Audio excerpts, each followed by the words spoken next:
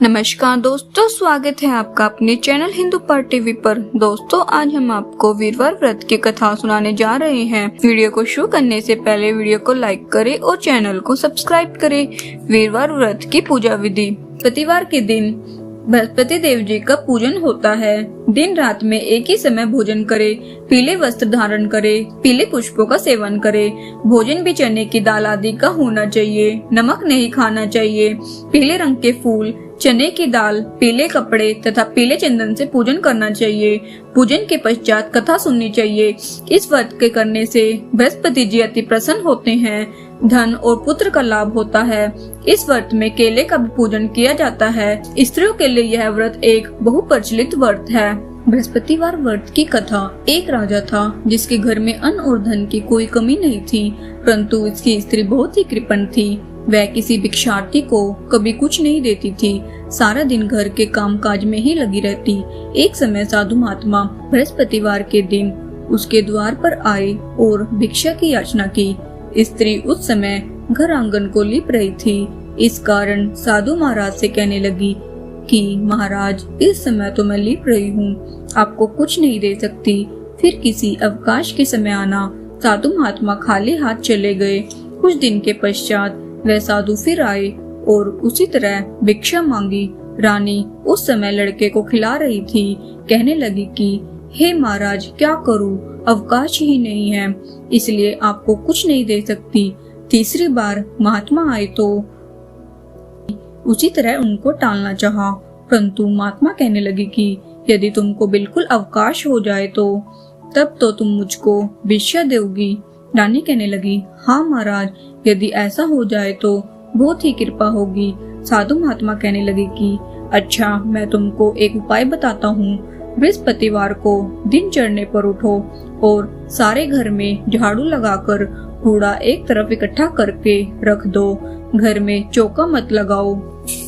फिर स्नान आदि करके घर वालों को कह दो कि वह हजामत आदि अवश्य बनवाए।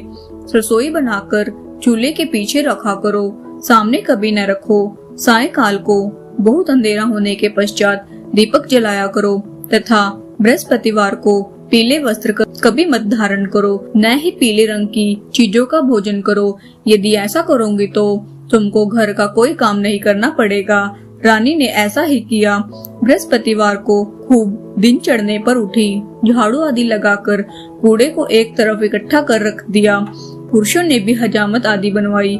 भोजन बनाने के पश्चात चूल्हे के पीछे रख दिया। उसके पश्चात वह सब बृहस्पतिवारों को ऐसा ही करती रही। अब कुछ दिनों के पश्चात उसके घर में खाने तक को दाना भी न रहा और भोजन के लिए दोनों समय तरसने लगे। राजा रानी से कहने लगा कि रानी, तुम यहाँ पर रहो, मैं दूसरे देश को जाऊं, क्योंकि यहाँ पर तो मुझे सभी मनुष्य जानते हैं, इसलिए कोई कार्य भी नहीं कर सकता। देश चोरी परदेश भीख बराबर है। ऐसा कहकर राजा परदेश चला गया। वहाँ जंगलों में जाता और लकड़ी काट कर लाता तथा शहर में बेचता। इस प्रकार जीवन व्यतीत करने लगा। राजा के घर रानी और दासी दुखी रहने लगी। किसी दिन भोजन मिलता और किसी दिन पानी पीकर रह जाती। एक बार जब रानी और दासी को 7 रोज बिना भोजन के व्यतीत हो गए तो रानी ने अपनी दासी से कहा, हे दासी, यहाँ पास के नगर में मेरी बहन रहती है। वह बड़ी धनवान है, इस कारण तू उसके पास जा और वहाँ से 5 शेर भेज ला, जिससे कुछ समय के लिए गुजर हो जाएगी। इस प्रकार रानी की आज्ञा मानकर दासी उसकी बहन के पास गई। उस समय रानी की बहन पूजा कर रही थी, क्योंकि उस दिन बृहस्पतिवार था। जब दासी ने रानी की बहन को देखा तो वह बोली, हे रानी, मुझे तुम्हारी बहन ने भेजा है, मेरे लिए 5 शेर भेजर दे दो। इस प्रकार दासी ने कई बार कहा, परंतु रानी ने कुछ उत्तर नहीं दिया, क्योंकि वह उस समय बृहस्पतिवार की व्रत कथा सुन रही थी। इस प्रकार जब बांदी को किसी प्रकार का उत्तर न मिला तो वह बहुत दुखी हुई और क्रोध भी आया और लौटकर अपने गांव में रानी के पास आकर बोली, हे रानी, तुम्हारी बहन तो बहुत बड़ी आदमी है, वह तो छोटे मनुष्य से बात नहीं करती। जब मैंने उससे सब कहा तो उसने किसी प्रकार का उत्तर नहीं दिया। रानी बोली कि उसका कोई दोष नहीं है। जब बुरे दिन आते हैं तब कोई सहारा नहीं देता। अच्छे बुरे का पता आपत्ति काल में ही लगता है। जैसी ईश्वर की इच्छा होगी वह होगा। यह सब हमारे भाग्य का दोष है। उधर उस रानी ने देखा कि मेरी बहन की दासी आई थी, परंतु मैं उससे नहीं बोली। इससे वह बहुत दुखी हुई होगी। यह सोचकर कहानी को सुनकर और विष्णु भगवान का पूजन समाप्त करके वह अपने बहन के घर चल दी और जाकर अपनी बहन से कहने लगी, हे बहन, मैं बृहस्पतिवार का व्रत कर रही थी, तुम्हारी दासी आई, परंतु जब तक कथा होती है तब तक न उठते हैं और न बोलते हैं, इसलिए मैं न बोली। कहो दासी क्यों गई थी? रानी बोली, बहन, हमारे घर अनाज नहीं था। वैसे तुमसे कोई बात छिपी नहीं है, इस कारण मैंने दासी को तुम्हारे पास 5 सेर भेजर लेने को भेजा था। रानी बोली, बहन देखो, बृहस्पति भगवान सबकी मनोकामना पूरी करते हैं, शायद तुम्हारे घर में अनाज रखा हो। इस प्रकार के वचन रानी ने सुने तो वह घर के अंदर गई और वहाँ उसे एक घड़ा भेजर का मिल गया। तब वह रानी और बांदी प्रसन्न हुई और दासी कहने लगी, हे रानी देखो, वैसे ही हमको भोजन नहीं मिलता, इसलिए हम आज ही व्रत करते हैं। अगर इनसे व्रत की विधि और कथा पूछ ली जाए तो उसे हम भी किया करें। तब उस रानी ने अपनी बहन से पूछा कि बहन, बृहस्पतिवार के व्रत की कथा क्या है तथा वह व्रत कैसे करना चाहिए? रानी की बहन ने कहा, हे बहन, गुरु के व्रत में चना की दाल मुनक्का से विष्णु भगवान का केले की जड़ में पूजन करे तथा दीपक जलावे, पीला भोजन करे तथा कहानी सुने। इस प्रकार करने से गुरु भगवान प्रसन्न होते हैं, अन्न पुत्र धन देते हैं, मनोकामना पूरी करते हैं। इस प्रकार से रानी और दासी दोनों ने निश्चय किया कि वह बृहस्पति भगवान का पूजन अवश्य करेंगे। 7 रोज बाद जब बृहस्पतिवार आया तो उन्होंने व्रत रखा। गुड़साल में जाकर चना बेन तथा उसकी दाल से केले की जड़ का तथा विष्णु भगवान का पूजन किया। अब पीला भोजन कहाँ से लाए? बेचारी बड़ी दुखी हुई, परंतु उन्होंने व्रत किया था।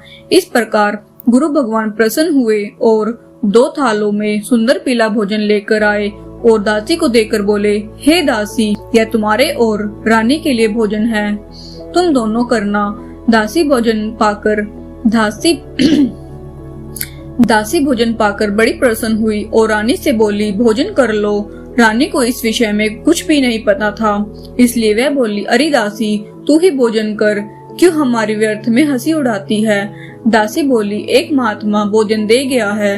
रानी कहने लगी, वह भोजन तेरे लिए ही दे गया है, तू ही भोजन कर। दासी कहने लगी, वह महात्मा हम दोनों को 2 थालों में भोजन दे गया है कि हम और तुम दोनों ही साथ साथ भोजन करेगी।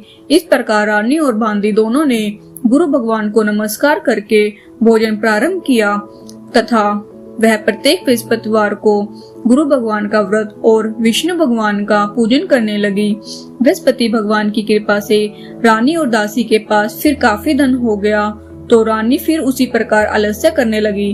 तब दासी बोली, देखो रानी, तुमने पहले इसी प्रकार आलस्य किया करती थी, तुम्हें धन रखने में कष्ट होता था, इस कारण सभी धन तेरा नष्ट हो गया।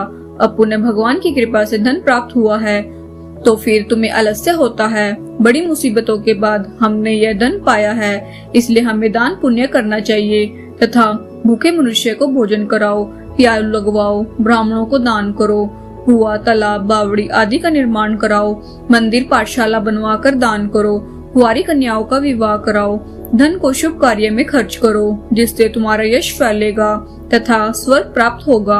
जब रानी ने इस प्रकार के कर्म करने आरंभ किए तथा उसका यश फैलने लगा, रानी और दासी विचारने लगी कि न जाने राजा किस प्रकार से होंगे, उनकी कोई खबर नहीं।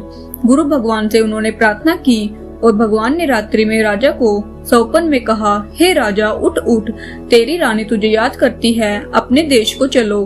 राजा प्रातःकाल उठा और विचार करने लगा कि स्त्री जाति खाने और पहनने के संगनी होती है, पर भगवान की आज्ञा मानकर वह अपने नगर के लिए चलने को तैयार हुआ। इससे पूर्व राजा प्रदेश चला गया था तो प्रतिदिन जंगल में से लकड़ी बीनकर लाने लगा था और उन्हें शहर में बेचकर अपने दुखी जीवन को कठिनाई से व्यतीत करता था। एक दिन राजा दुखी होकर पुरानी बातों को याद करके रोने लगा। तब उस जंगल में से बृहस्पति देव एक साधु का रूप धारण करके आ गए और राजा के पास आकर बोले, हे लक्कड़हारे, तुम इस जंगल में किस चिंता में बैठे हो, मुझको बताओ। यह सुनकर राजा नेत्रों में आंसू भर लाया और बोला, हे प्रभु, आप सब कुछ जानने वाले हो। इतना कह साधु को अपनी संपूर्ण कहानी बता दी। महात्मा दयालु होते हैं। वे उससे बोले, हे राजा, तुम्हारी स्त्री ने बृहस्पति देव का अपमान किया था, जिसके कारण तुम्हारी यह दशा हुई है। अब तुम किसी प्रकार की चिंता मत करो, भगवान तुम्हें पहले से अधिक धनवान करेगा। वो तुम्हारी स्त्री ने गुरुवार का व्रत आरंभ कर दिया है और तुम मेरा कहना मानकर बृहस्पतिवार का व्रत करके चने की दाल, गुड़, जल को लोटे में डालकर केले का पूजन करो। फिर कथा कहो और सुनो, भगवान तेरी सब मनोकामनाओं को पूर्ण करेंगे। साधु को प्रसन्न देख राजा बोला, हे प्रभु, मुझे लकड़ी बेचकर इतना पैसा नहीं मिलता कि जिससे भोजन करने के उपरांत कुछ बचा सकूं। मैंने रात्रि में अपनी रानी को व्याकुल देखा है। मेरे पास कुछ भी नहीं है जिससे कम से कम उसकी खबर मंगवा सकूं, और मैं कौन सी कथा कहूं ये मुझको मालूम नहीं है। साधु ने कहा, हे राजा, तुम किसी प्रकार की चिंता मत करो। बृहस्पतिवार के दिन रोजाना की तरह लकड़ियां लेकर शहर जाओ। तुमको उस दिन रोज से दुगना धन प्राप्त होगा, जिससे तुम भली प्रकार भोजन कर लोगे। जब बृहस्पतिवार का दिन आया तो राजा जंगल से लकड़ी काटकर शहर बेचने गया। उसे उस दिन और दिनों से अधिक पैसा मिला। राजा ने चना, गुड़ आदि लाकर गुरुवार का व्रत किया। उस दिन से उसकी सभी कठिनाइयां दूर होने लगी। परंतु जब दोबारा गुरुवार का दिन आया तो वह राजा व्रत करना भूल गया। इस कारण बृहस्पति भगवान नाराज हो गए। उस दिन उस नगरी के राजा ने विशाल यज्ञ का आयोजन किया तथा शहर में यह घोषणा करा दी कि कोई भी मनुष्य अपने घर में भोजन न बनवावे। समस्त जनता मेरे यहाँ भोजन करने आवे। इस आज्ञा को जो न मानेगा उसके लिए फांसी की सजा दी जाएगी। राजा की आज्ञा अनुसार शहर के सभी लोग भोजन करने गए, लेकिन लकड़हारा कुछ देर से पहुंचा, इसलिए राजा उसको अपने साथ लिवा ले गए और ले जाकर भोजन करा रहे थे तो रानी की दृष्टि उस खूंटी पर पड़ी जिस पर उसका हार लटका रहता था। वह वहाँ पर दिखाई न दिया। रानी ने निश्चय किया कि मेरा हार इसने चुरा लिया है। उसी समय पुलिस बुलाकर उसे जेल खाने में डाल दिया। जब राजा जेल खाने में पड़ गया तो और भी दुखी होकर विचार करने लगा कि न जाने किस पूर्व जन्म के कर्म से मेरे लिए दुख प्राप्त हुआ, और उसी साधु को याद करने लगा जो कि जंगल में मिला था। उसी समय तत्काल बृहस्पति देव साधु के रूप में प्रकट हो गए और उसकी दशा को देखकर कहने लगे, अरे मूर्ख, तूने बृहस्पति देवता की कथा नहीं कही, इस कारण तेरे लिए दुख प्राप्त हुआ है। अब चिंता मत कर, बृहस्पतिवार के दिन जेल खाने के दरवाजे पर 4 पैसे पड़े मिलेंगे, उनसे तू बृहस्पतिवार का पूजन करना, तेरे सभी कष्ट दूर हो जाएंगे। बृहस्पतिवार के दिन उसे 4 पैसे मिले। राजा ने कथा की तो उसी रात्रि को बृहस्पति देव ने उस नगर के राजा को सौपन में कहा, हे राजा, तुमने जिस आदमी को जेल खाने में बंद कर दिया है वह निर्दोष है, उसे छोड़ देना। रानी का हार उसी खुंटी पर लटका हुआ है। अगर तू नहीं छोड़ेगा तो मैं तेरा राज्य को नष्ट कर दूंगा। इस प्रकार के रात्रि के सौपन को देखकर राजा प्रातःकाल उठा और खुंटी पर हार को देखकर लकड़हारे को बुलाकर क्षमा मांगी तथा राजा को यथा योग्य सुंदर वस्त्र आभूषण देकर विदा किया। राजा जब नगर के निकट पहुंचा तो उसे बड़ा ही आश्चर्य हुआ। नगर में पहले से भी अधिक बाग, तालाब और कुएं हैं। बहुत सी धर्मशाला, मंदिर आदि बन गए हैं। राजा ने पूछा, यह किसका बाग और धर्मशाला है? तो नगर के लोग कहते हैं कि यह सब रानी और बांदी के हैं। तो राजा को और भी आश्चर्य हुआ तथा गुस्सा भी आया। जब रानी ने यह खबर सुनी कि राजा आ रहे हैं तो उसने बांदी से कहा, हे दासी, देख, राजा हमें कितनी बुरी हालत में छोड़कर गए थे, कहीं हमारी ऐसी हालत देखकर लौट न जाए, इसलिए तू दरवाजे पर जाकर खड़ी हो जा।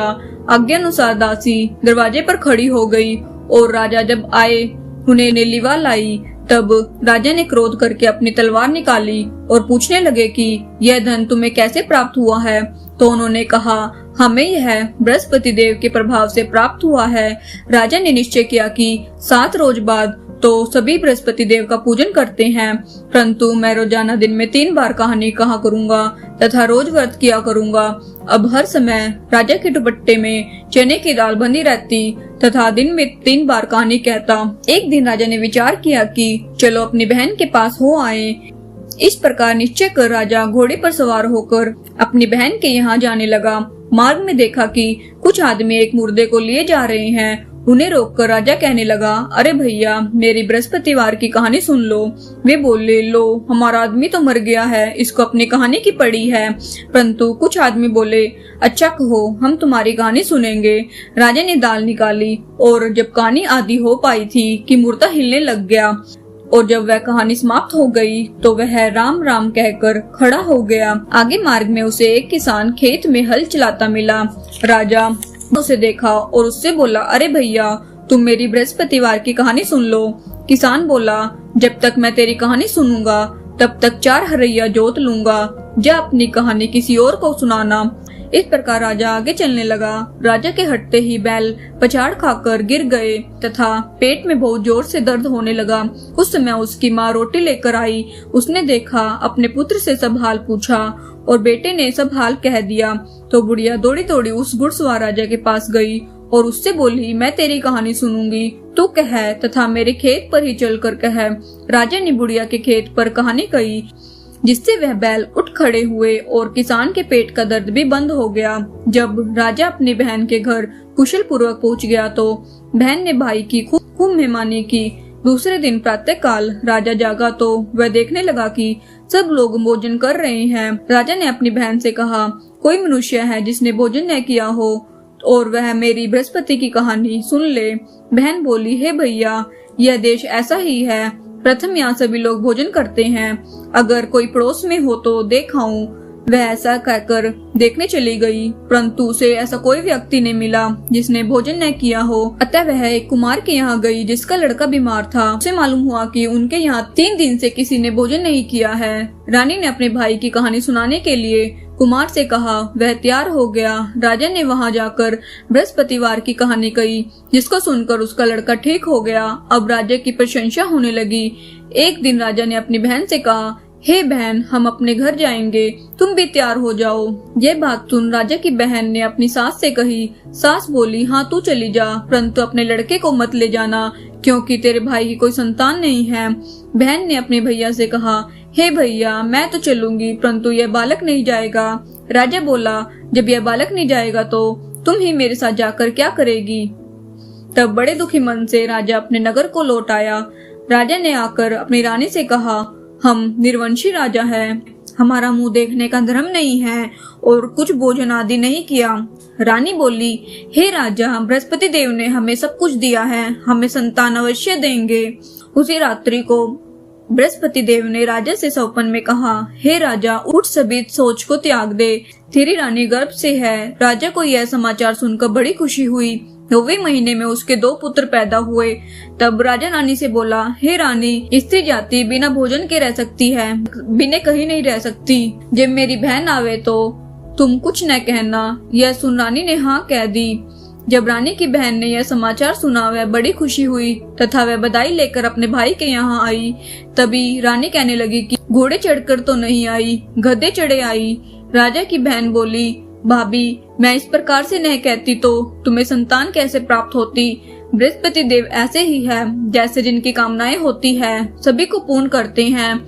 जो भावना से प्रेम पूर्वक बृहस्पतिवार का व्रत करता है तथा कथा कहता है अथवा सुनता है तथा दूसरों को सुनाता है, बृहस्पति देव उसकी सभी मनोकामनाएं को पूर्ण करते हैं। यह बोलो बृहस्पति महाराज की जय।